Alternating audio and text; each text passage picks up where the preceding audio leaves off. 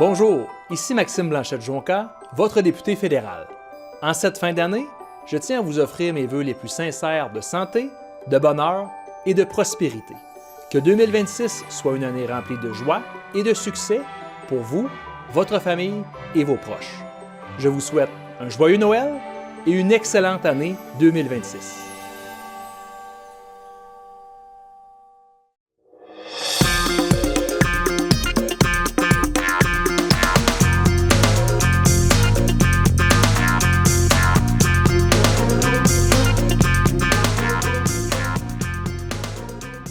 Bonjour, ici Wilson Henley pour les infos TCBH. Commençons avec quelques nouvelles en rafale avant de poursuivre avec nos reportages plus détaillés.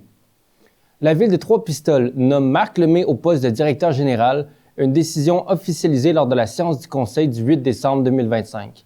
Il entrera en fonction le 19 janvier 2026.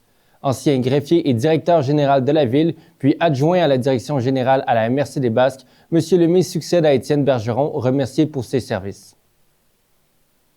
Un jeune arbitre de Trois-Pistoles, Nathan Mayou, a vécu un moment marquant le 7 décembre au Centre Bell où il a officialisé le mini-match Timbits durant l'entracte du duel entre les Canadiens de Montréal et les Blues de Saint-Louis. Âgé de 14 ans, il a mis en valeur l'association du hockey mineur des Basques et Hockey Bas-Saint-Laurent. Hockey mineur a également souligné la qualité de son travail sur les réseaux sociaux. La ville de Trois-Pistoles a dévoilé le 8 décembre la chaise des générations, un symbole de justice environnementale réalisé par des enfants et porté par le mouvement Mères au front. Installée de façon permanente dans la salle du conseil, elle rappelle aux élus que leurs décisions auront des impacts sur les jeunes d'aujourd'hui. Le maire Maurice Vanney a affirmé que les décisions municipales seront désormais prises en pensant aux générations à venir. Annette Gagnon, une résidente de Trois-Pistoles atteinte d'un cancer très rare, reçoit depuis novembre un traitement de protonthérapie à Philadelphie, une technologie non offerte au Canada. Son état s'améliore, elle retrouve peu à peu l'usage de ses jambes paralysées depuis juin. Bien que les perspectives de survie soient excellentes, les coûts du séjour pourraient dépasser 30 000 US. Sa famille poursuit donc une campagne de sociofinancement pour l'aider à couvrir les dépenses.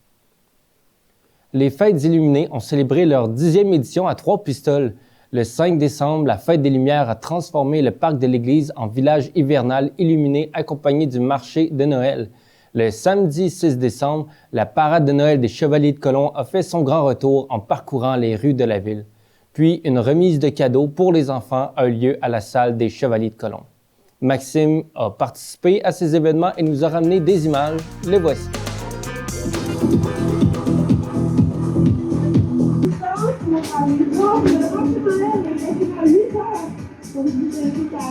Alors, des petites décorations que je recommande pour les fêtes.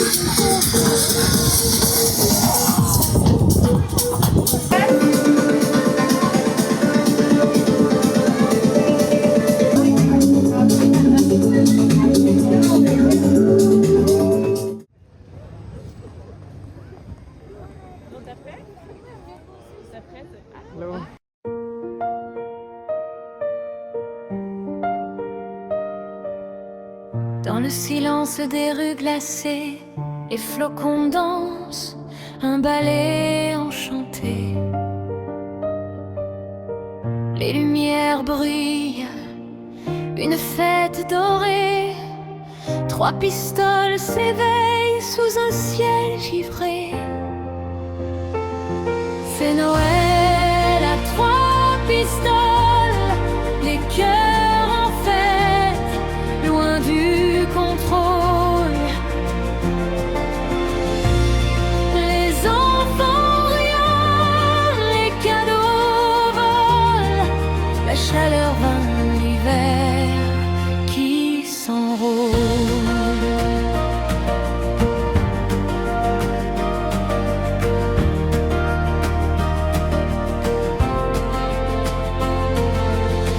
Des bottes mouillées près du poêle, des rires éclatent, les jouets dévoilent. Un sapin scintille, un conte se déploie, les âmes se réchauffent ici, tout se croit.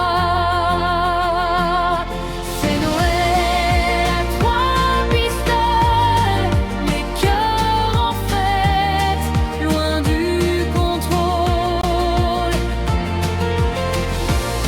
Les enfants rient, les cadeaux volent, la chaleur vint l'hiver qui s'envole.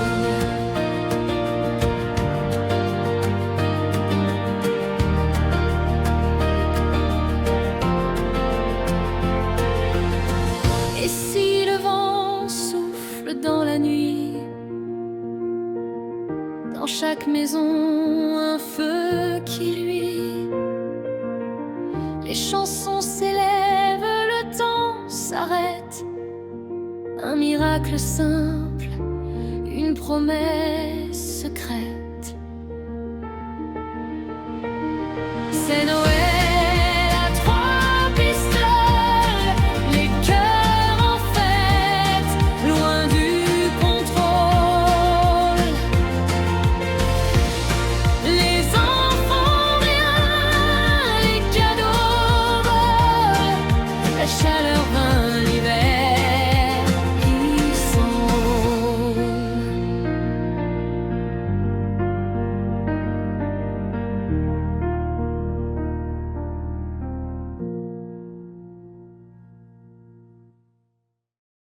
En poursuivant dans l'esprit des fêtes, Pascal Rousseau et Marilyn Denis, les leaders du band de musique Les Vieux Copains, sont venus en studio nous parler du spectacle Ensemble pour Noël dont ils sont en charge d'orchestrer cette année.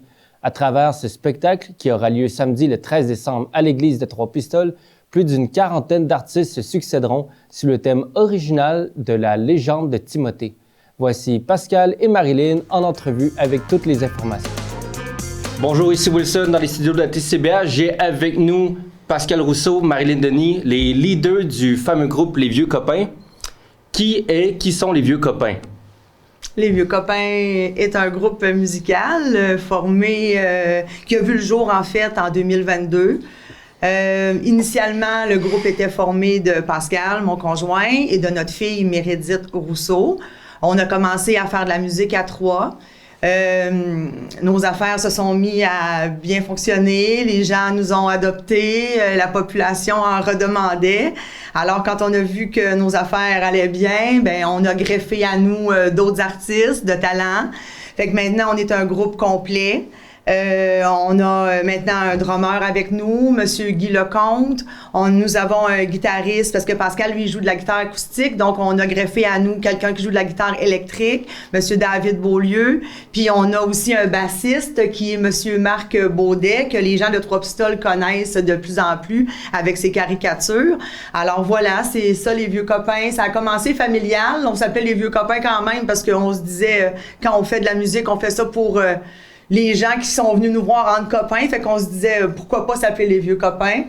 Puis même si c'était au début la famille, mais c'est ça. Fait que finalement, de fil en aiguille, on est devenu un plus gros groupe, puis maintenant on roule notre petite bosse à travers les Basques, à travers le Québec. Voilà, on s'amuse. Je me suis toujours demandé d'où venait le nom, les Vieux Copains, puis là tu viens de me donner la réponse, c'est créer la communauté. Ouais. On est des copains, qu'on est ensemble, quand on performe, quand vous nous écoutez, on est toute une gang ensemble. La musique c'est rassembleur. Absolument. Et puis, tu sais, c'est un langage universel. Exact. Puis on peut avoir de la musique qui est rythmée, le monde danse, le monde a du plaisir, puis on peut avoir quand même de la musique triste, puis souvent, des fois, ça fait du bien aux gens. Ça prend le wave, la vague de la plage. Là, vous êtes avec nous pour parler de l'Ensemble pour Noël, dont vous êtes les organisateurs cette année. C'est quoi Ensemble pour Noël pour ceux qui ne le savent pas ou qui ont besoin de se rafraîchir? Bien, Ensemble pour Noël, tout d'abord, c'est un spectacle c'est sa 3e édition cette année. C'est un spectacle qui est présenté à l'église de Trois-Pistoles, qui réunit des artistes de la MRC des Basques. Puis c'est ça. Dans le fond, les artistes performent dans notre belle église. Puis c'est ça. C'est un spectacle de Noël, chansons de Noël. Il y a un band qui accompagne les artistes. Il y a de l'éclairage. Il y a un band qui accompagne les artistes. Mettons, on a juste une chanteuse. Voilà. Il y aura le band pour l'accompagner. Pas de MP3 blanc. Ah, c'est cool. Non, ça, pas de MP3. C'est vraiment de la musique live. Nice. Il y a un band maison. Puis c'est ça, le band est composé de 4 super musiciens. Puis il accompagne tous les artistes qui veulent être accompagnés du house band parce qu'il y a des artistes qui veulent s'accompagner eux-mêmes. Puis c'est correct aussi. Mais la plupart, cette année, vont être accompagnés du house band. Donc, les musiciens ont du pain sur la planche.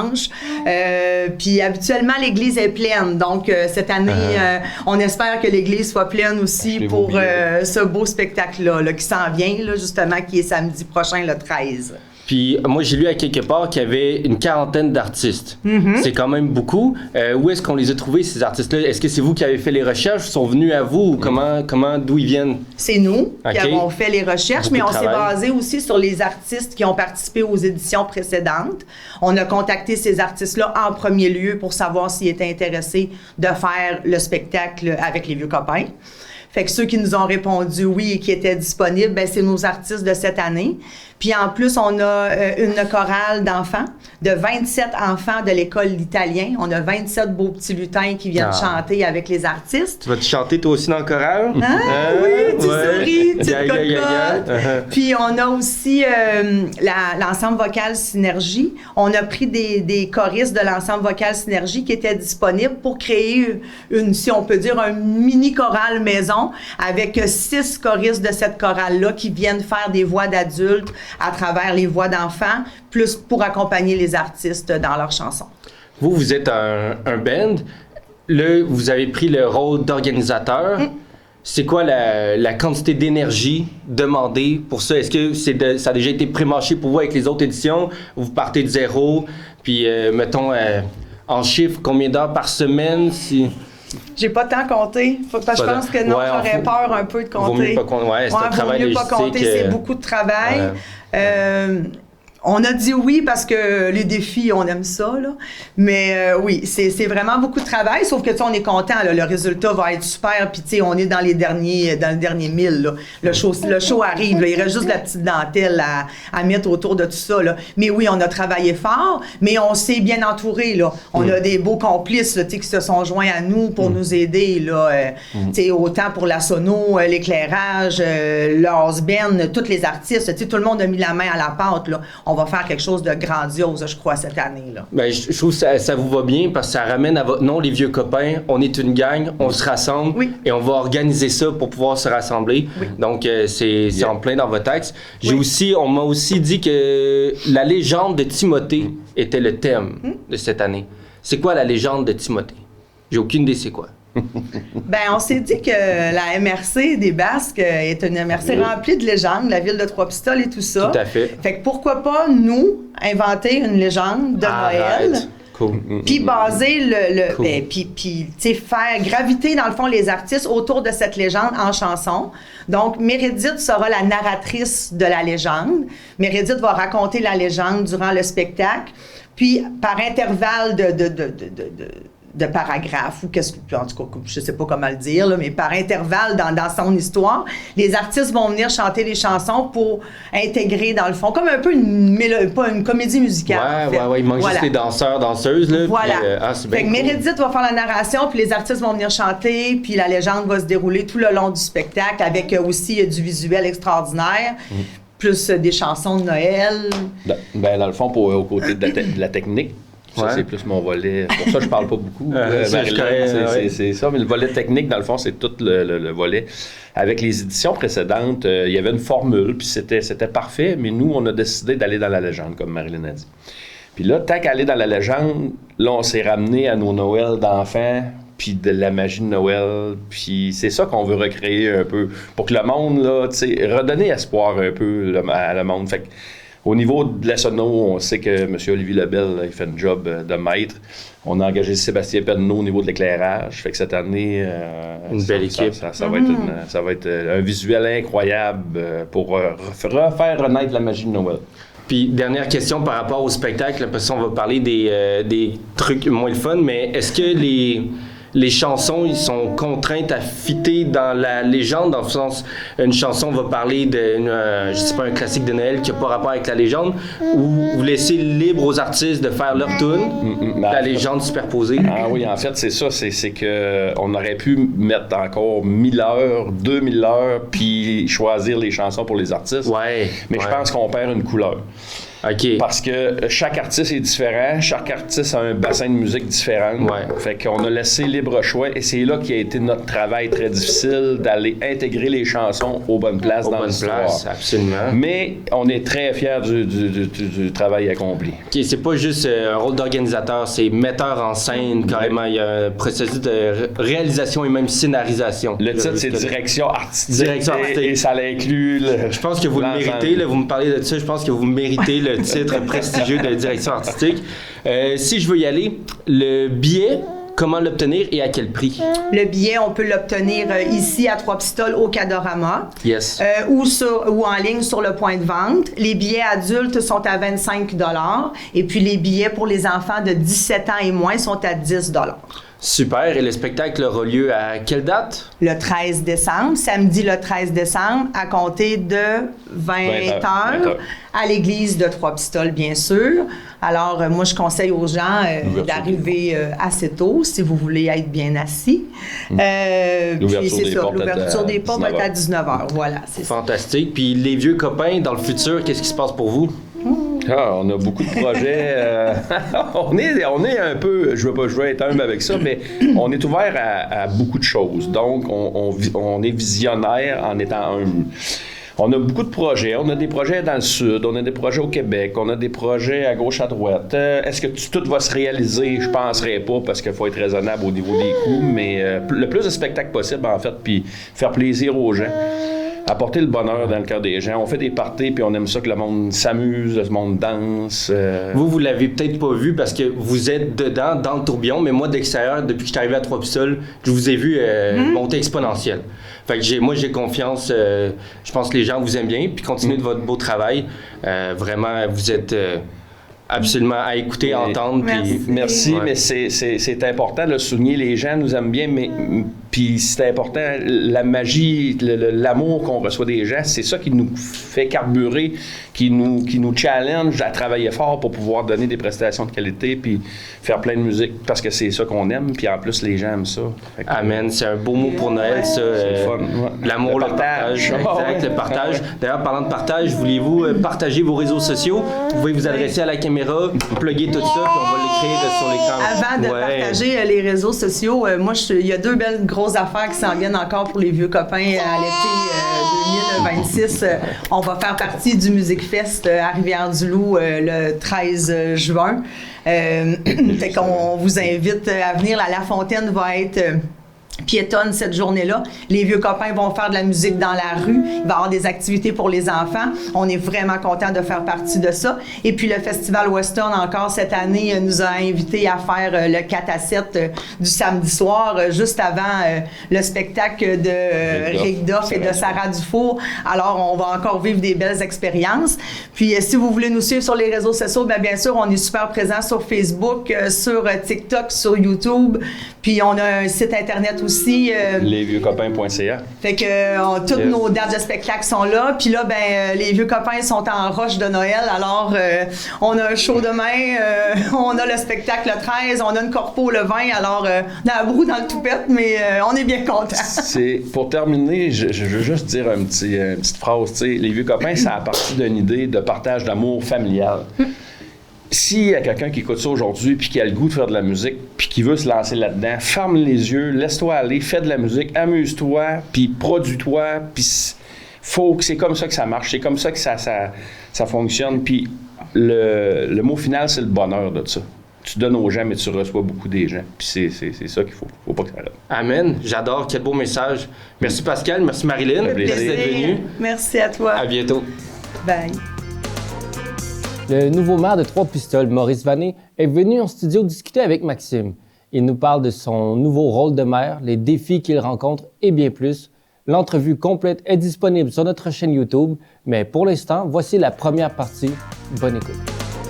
Bonjour, ici Maxime Gagnon-Gauthier pour la Télécommunautaire des Basques et j'ai l'honneur d'être en compagnie de notre maire de Trois-Pistoles, Maurice Vané. Maurice Vané, bonjour. Salut. Ça va bien? Ah, en pleine forme. Excellent, excellent. Premièrement, félicitations pour votre victoire. Vous avez eu environ le 2/3 des voix, donc vous devez être assez fier de votre campagne à ce niveau-là. Mais écoute, ça a été une bonne campagne. Je pense qu'il y avait des bonnes propositions sur la table et la population, les citoyennes et citoyens des Basques les citoyens et les citoyennes de Trois-Pistoles ont trouvé qu'on avait une bonne plateforme. On est arrivé, c'était pas une équipe qu'on avait, c'était plus une coalition de gens qui voulaient le développement de Trois-Pistoles et je pense que le fait qu'on se présentait en coalition avec des gens de différents milieux, de différentes visions, ça va faire une opportunité aux gens de se positionner avec ce qu'on leur proposait. Puis, c'est quoi qui vous a motivé à la base de vous présenter à la mairie? Vous aviez été conseiller municipal pendant environ 16 ans, je crois. 16 ans, oui. Bien, écoute, c'est une vision différente, hein? C'est une position différente d'être conseiller ou d'être maire. Et à un moment donné, je me suis dit, le poste de maire a quand même plus de responsabilités, plus d'importance, c'est pas le mot que je veux dire, plus d'impact dans les décisions. Et moi, j'ai toujours travaillé en collégialité. Et donc, c'était un moment dans mon CV, dans ma carrière, où j'aurais l'opportunité de mettre mon expertise, mon expérience au service de la population dans un contexte de collégialité.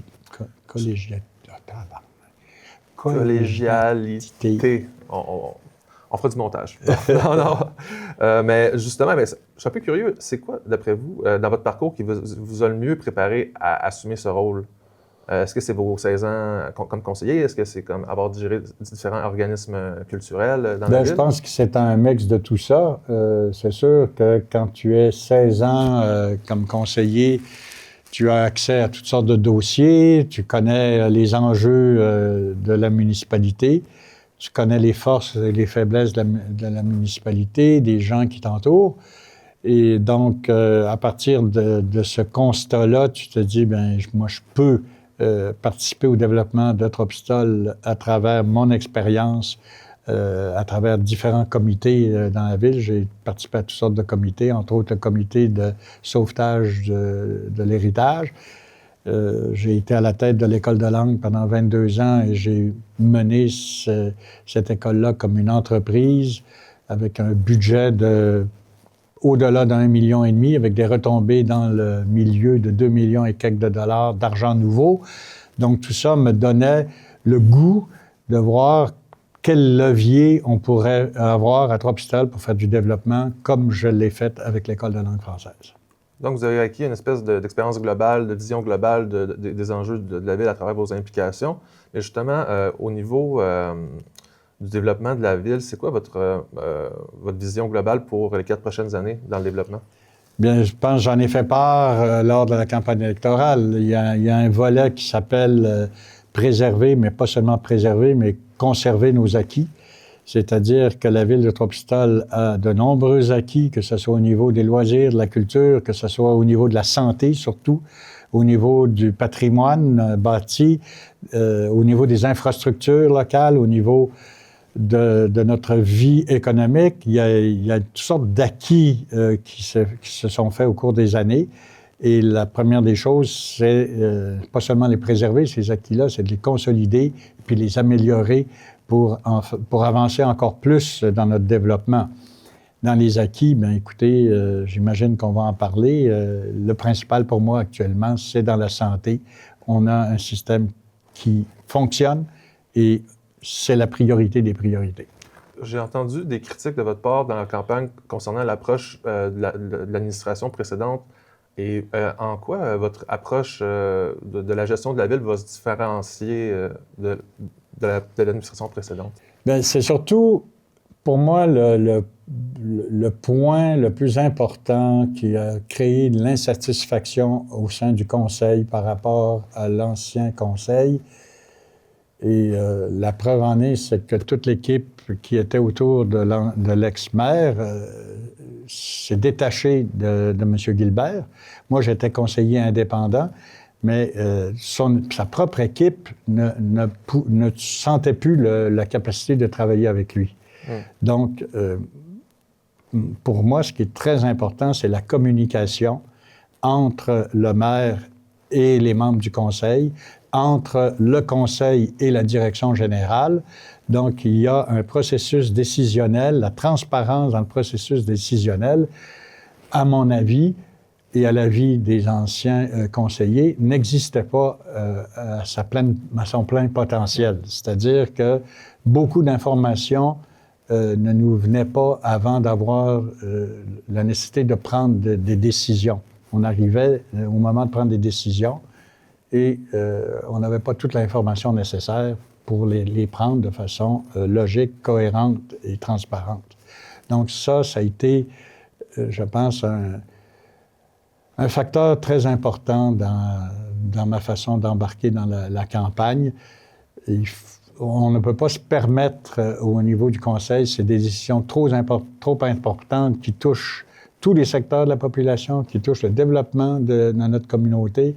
Et avant de prendre une décision, il faut que l'information soit sur la table et qu'il y ait un échange. Et surtout qu'il y ait, dans le processus de décision entre le conseil et la machine administrative, c'est qu'il faut bien comprendre les limites qui existent entre les deux.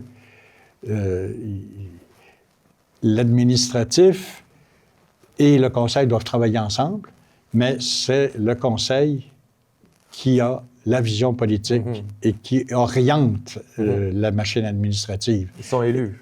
Voilà, ce sont des élus. Et donc, ce n'était pas toujours le cas dans la façon qu'on fonctionnait. Comment trouvez-vous de passer de conseiller indépendant à candidat, puis ensuite à maire en si peu de temps? Ça doit être un peu... C'est des différents chapeaux qu'on met à chaque fois, là. Comme on dit en bon français, ça roche. Ça roche. Ça roche. Il faut faire attention parce qu'on pourrait facilement se faire engloutir. Quand tu as 6 réunions dans la même journée, quand tu es conseiller, tu as des dossiers, tu te commets sur certains dossiers dans certains comités, tu as une réunion par semaine.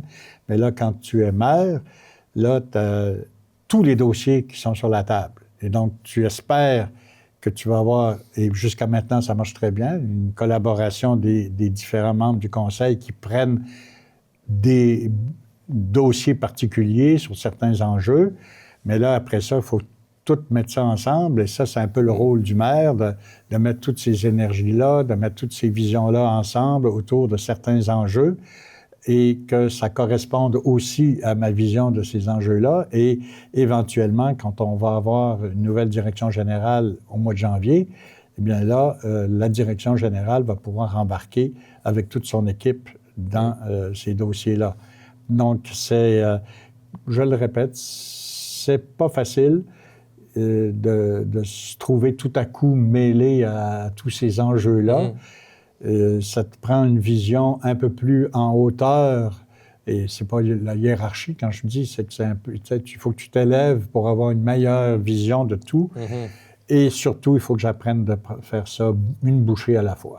Oui, parce que sinon, ça peut être assez submergent, j'imagine, tous ces dossiers-là. Ouais. Et on parlait d'enjeux, mais quel enjeu vous préoccupe le plus à court terme pour maintenant, pour votre mandat? Bien, je suis sûr qu'en tant que journaliste, tu vas être très surpris d'apprendre que c'est l'urgence. Je suis renversé.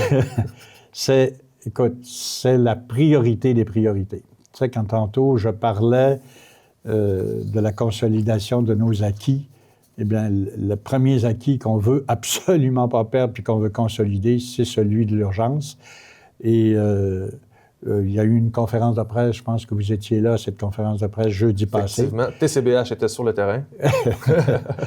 Et je pense que ça a démontré l'attachement de la population et des gens de la MRC parce qu'il y avait pendant la conférence, on était entouré des maires et des membres de conseil de toutes les communautés des Basques, bien sûr des membres du conseil de Tropistol. Il y avait présents des représentants des organismes communautaires, surtout des groupes qui préoccupent plus des problèmes avec les aînés. Et il y avait aussi 2 spécialistes, des médecins, qui ont montré que c'était une sorte d'absurdité de vouloir fermer cette urgence, qui est considérée comme un modèle. Et donc, on attend des réponses pour voir c'est quoi les critères qui font qu'on veut fermer cette urgence-là, qui fonctionne. Et il n'y a jamais eu de bris de service à cette urgence-là. Et là, on nous annonce que, dans un langage assez facile à décoder, que la fermeture de l'urgence à Tropistol est visée, disons. Et donc là, on nous propose qu'il faut aller vers un nouveau modèle. Alors moi, j'attends de voir comment le nouveau modèle peut être meilleur que celui qu'on a maintenant puis qui fonctionne très bien. Et ce nouveau modèle-là serait présenté lors de consultations publiques. Mais là, si le modèle est déjà fait puis ils nous consultent, c'est quoi qu'ils veulent savoir. Alors, je suis un peu... attentif, vigilant à ce qui se passe. Et on a demandé à la ministre, Mme Amélie Dionne, une rencontre pour être sûr qu'on peut se comprendre sur le sous-texte du communiqué du 6.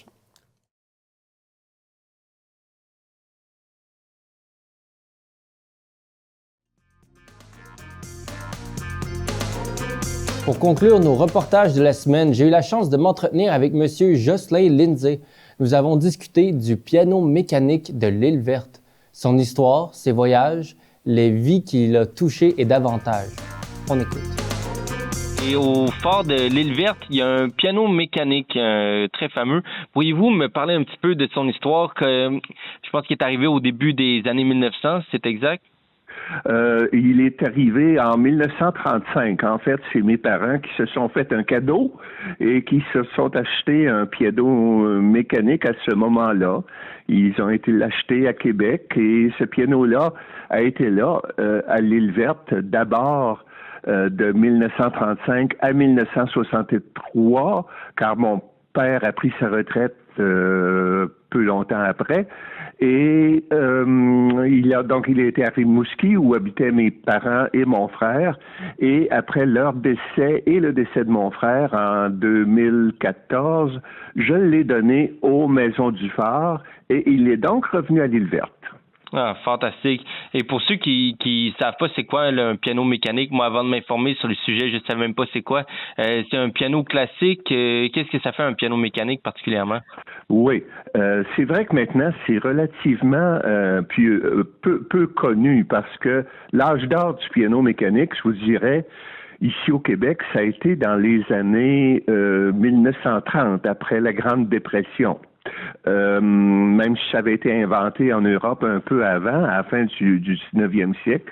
Mais qu'est-ce qui est particulier? Les gens appellent ça un piano qui joue tout seul. Ouais. Alors, c'est un piano standard, si vous voulez, mais on ajoute un système qui est un système de soufflerie qui fait qu'en pédalant, alors le piano joue comme tel. Alors, c'est un système avec des rouleaux en papier perforé et le passage de l'air fait en sorte que justement on produit une musique.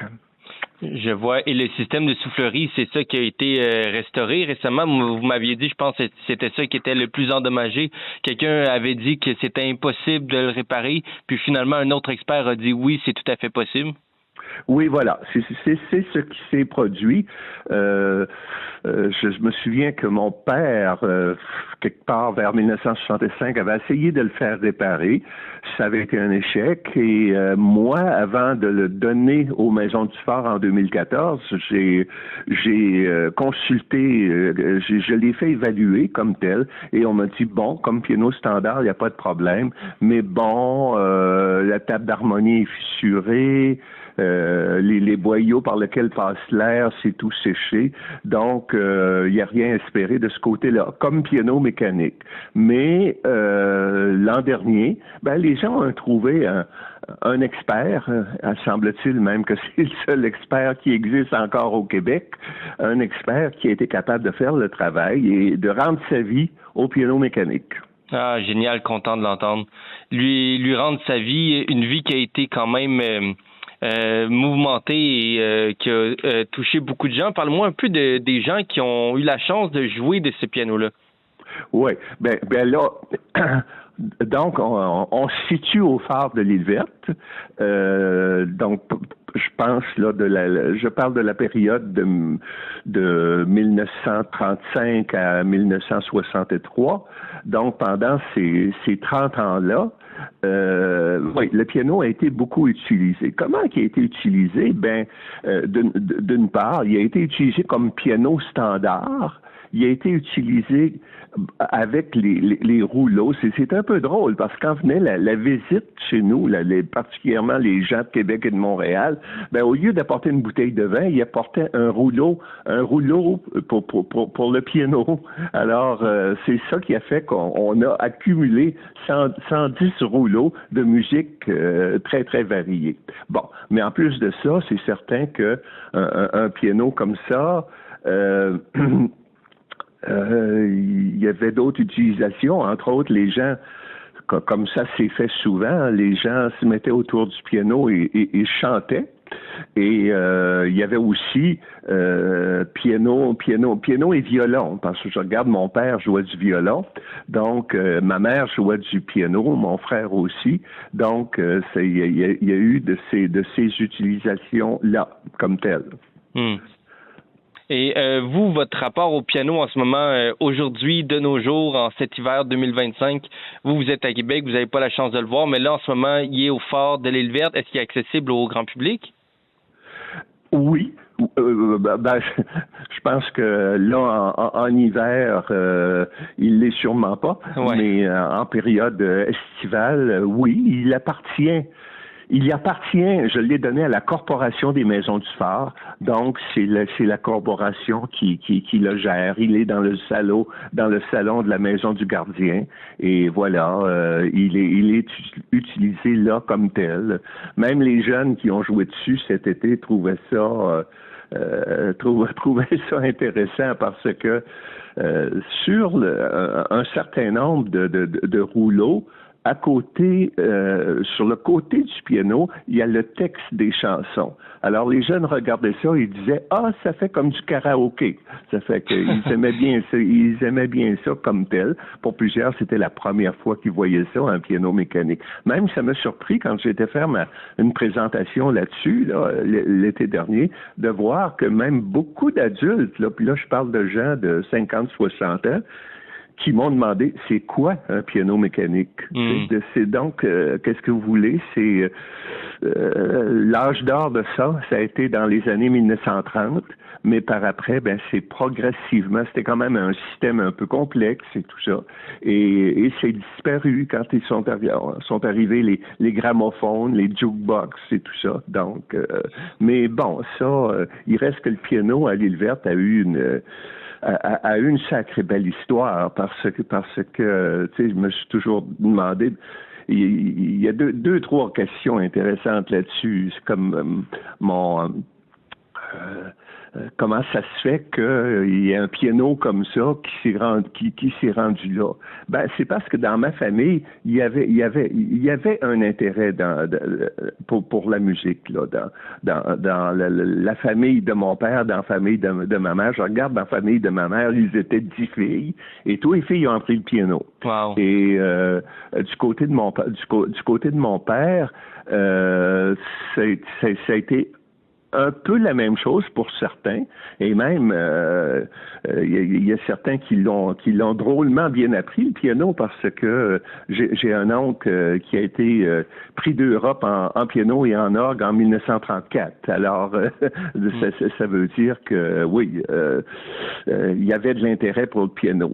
Alors ça c'est ce qui a fait que à un moment donné, ben le piano, il y a un piano qui est arrivé au nord de l'île verte. Mais l'autre côté qui est intéressant, c'est est-ce que ce piano-là a contribué à des carrières de personnes? Tout à fait. Ça, je trouve ça intéressant parce que, même pour votre région, je regarde, même je citais dans un document qu'on a fait là-dessus, puis qui est accessible, qui est accessible quand on va sur le site des Maisons du Phare. J'ai une cousine qui passait une partie de ses étés très jeune chez nous et qui venait de Saint-Clément et qui dit que ce piano-là l'a beaucoup inspiré. Puis Gisèle, est devenue professeure de piano plus tard. Mon cousin Fernand Lindsay, qui est bien connu. Oui, absolument. Le Festival de la Naudière, l'amphithéâtre Fernand Lindsay, etc. Lui, c'est pareil. Il passait des parties d'été chez mes parents et il a reconnu en plusieurs occasions comment ce piano-là a eu de l'influence sur la naissance de sa carrière. Je veux dire ça de même. Et pour mon frère, qui n'a pas été, lui, un pianiste de carrière, mais qui est sûrement celui qui a le plus joué sur ce piano-là, il a commencé à l'apprendre très jeune, à faire jouer des rouleaux, etc., etc. Puis après, il a continué, il est allé chercher jusqu'à ce qu'on appelle un supérieur 2 en piano. Je pense que ça correspond à 6 ans de formation de piano, mais finalement, c'est pas ça qu'il a fait. Il a fait d'autres choses. Il a fait de l'enseignement au cégep de Rimouski. C'est magnifique de voir un piano qui va relier autant de vies ensemble. Tu sais, lui il fait rien, mais le piano il est là, il est à sa place, il attend et il est le point commun de tellement de vies, de tellement de moments précieux.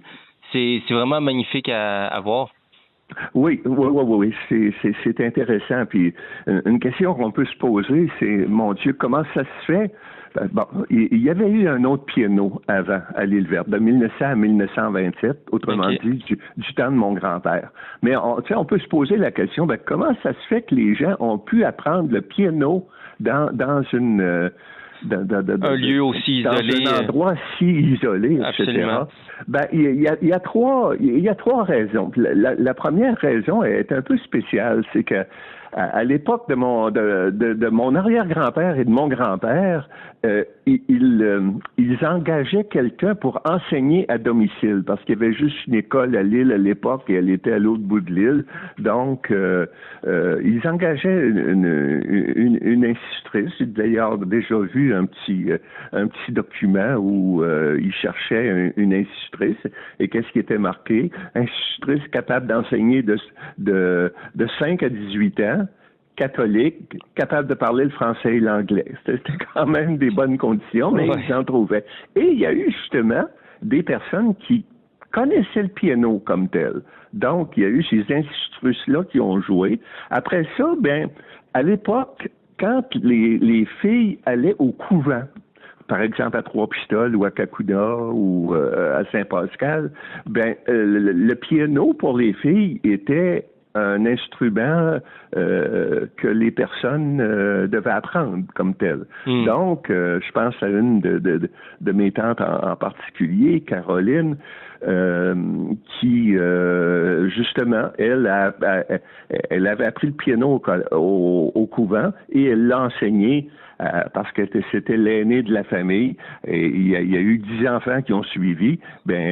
Tous ceux qui ont suivi ont eu droit à ces leçons de piano par après, tu sais.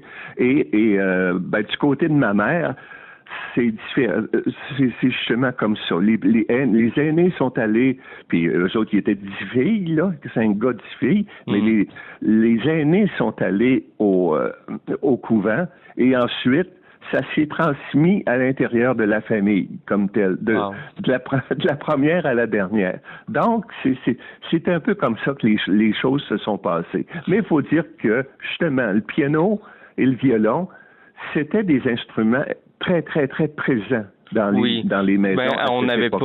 On n'avait pas Netflix, YouTube, Amazon Prime, tout ça. Donc, il fallait une manière de se divertir, de se réunir. T'as pas le câble, les TVA, tout ça. Et donc, le piano, c'est relativement accessible. Ça prend peut-être un petit peu d'argent pour une formation, mais même encore là, tu peux pianoter à l'oreille. Oui, effectivement. Du côté de ma mère, la plupart, ils n'ont pas eu de leçon formelle de piano. Ils l'ont appris de l'un à l'autre, puis mais toute la gang était capable d'accompagner le violon, il était capable d'accompagner des chanteurs, etc. Tu sais, c'était à l'oreille. C'est magnifique. C'est vraiment, c'est comme ça qu'on se tient soudés les uns les autres, qu'on garde la communauté. C'est si on peut s'apprendre l'un l'autre, se transmettre des connaissances ou une joie de vivre à travers un instrument. Donc, je trouve que c'est vraiment un très beau travail que vous avez fait de mettre autant d'efforts, d'énergie et probablement d'argent aussi à préserver ce piano-là, à l'offrir en plus ensuite à la fin au fort. Donc, c'est vraiment, je pense que votre contribution à la communauté et à la communauté intergénérationnelle, elle est vraiment appréciée. Puis, au nom de tout le monde, je vous remercie, M. Lindsay, c'est vraiment apprécié. Oui. C'est très bien. Remarquez que là, vous m'envoyez beaucoup de fleurs, mais je dois dire deux choses. C'est que comme je le dis au début du document que vous avez vu, j'en dois beaucoup à mes parents, parce que mes parents étaient des personnes qui conservaient la mémoire. C'est ça que je veux dire. Ma mère prenait beaucoup de photos. Mon père conservait tous ces documents. C'est pour ça même que j'ai encore les factures de l'achat du piano en 1935. Wow. Alors ça, d'une part. Et d'autre part, à l'autre bout, là, l'an dernier, faut remercier les verdoyants qui se sont organisés pour ramasser quelque chose comme 5 000 $ pour justement payer la réparation du piano. Alors, c'est un beau talent, c'est une belle tradition familiale de conserver la mémoire. C'est plus quelque chose qu'on fait de nos jours. Moi, en tout cas, on m'a pas appris ça. Là. Je l'apprends aujourd'hui comme adulte, la valeur de ça, surtout à travers la photographie. Mais c'est une chose qui me surprend beaucoup, c'est que, d'une part, il y a eu ce document-là qui est en PDF, puis qui maintenant est accessible par le site des Maisons du Fort de l'Île-Verte, qui s'appelle le piano mécanique Lindsay, là. Mais d'autre part, l'intérêt que ça a suscité, entre autres, il y a le journaliste Mylène Moisan du Soleil qui a voulu faire une entrevue là-dessus. Je la connaissais, donc j'avais envoyé copie de tout ça. Et les réactions que ça a suscité, et encore maintenant parce que j'ai fait un texte dans le bulletin des Amis des Phares, qui a quand même 1500 abonnés. Et les réactions, c'est très, très souvent, c'est que ça fait réfléchir les gens sur la présence du piano dans leur propre famille. Tu sais, ils réagissent non pas tellement par rapport au texte que j'ai fait lui-même, là, le contenu de mon texte, mais c'est que ça les fait réfléchir sur la présence que le piano avait à l'intérieur de leur propre famille. Oui, votre texte, c'est un peu un miroir sur la mémoire du lecteur, sa propre histoire. Tu sais. Voilà. Oui. J'ai eu la chance de collaborer avec un de mes bons amis, Jean-René Caron, qui lui était un as pour faire du Photoshop, puis qui lui m'a aidé à faire. Moi, j'ai apporté tout le contenu écrit, le contenu des photos, mais lui, c'est grâce à lui si on a pu produire un si beau document. Fantastique. Les liens vont s'afficher à l'écran pour ceux qui veulent aller consulter le document, plonger dans l'histoire. Je vous remercie beaucoup, M. Lindsay. C'est vraiment apprécié. Merci pour votre temps et on souhaite bonne continuation à vous, vos projets et ainsi qu'au piano. C'est bien. Au revoir. Merci. Au revoir. C'était Wilson Henley pour les infos TCBH. Merci pour votre présence. Je vous dis à très bientôt et passez de belles fêtes. Santé et amour à tous et à toutes.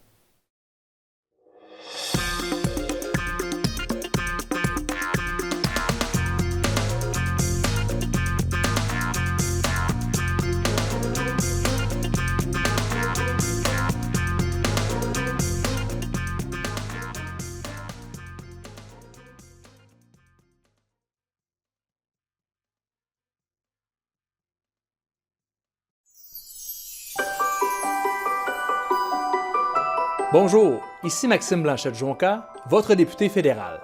En cette fin d'année, je tiens à vous offrir mes vœux les plus sincères de santé, de bonheur et de prospérité. Que 2026 soit une année remplie de joie et de succès pour vous, votre famille et vos proches. Je vous souhaite un joyeux Noël et une excellente année 2026.